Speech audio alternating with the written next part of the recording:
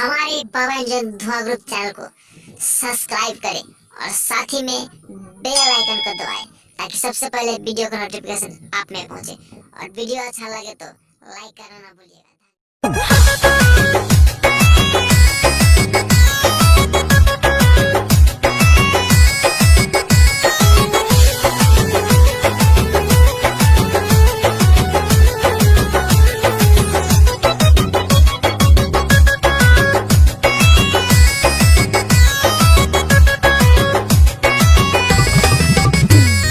दही के नदिया के तोहरा बिलार रखबार भइल राजा।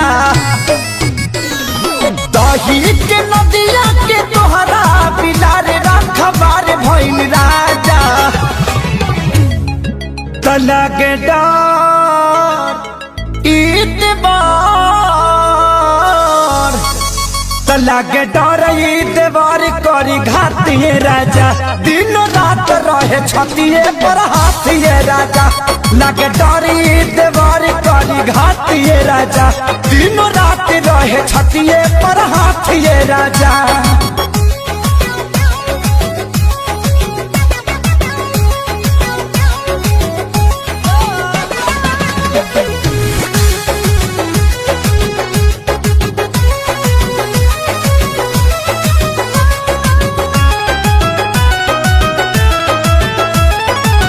केतन मनाई खियाई ठूस ठूस के जाके बैठ जाला कोना में रूस के।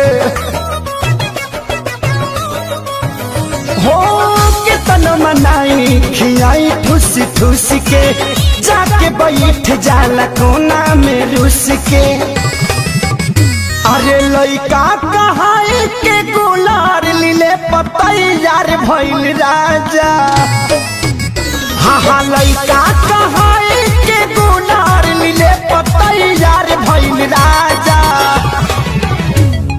तो लागे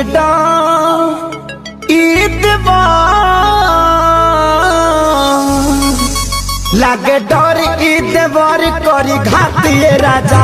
दिन रात रहे छतिए पर हाथिए राजा। एकर निक नहीं लागे रोटी भातिए राजा। दिन रात रहे छतिए पर हाथिए राजा।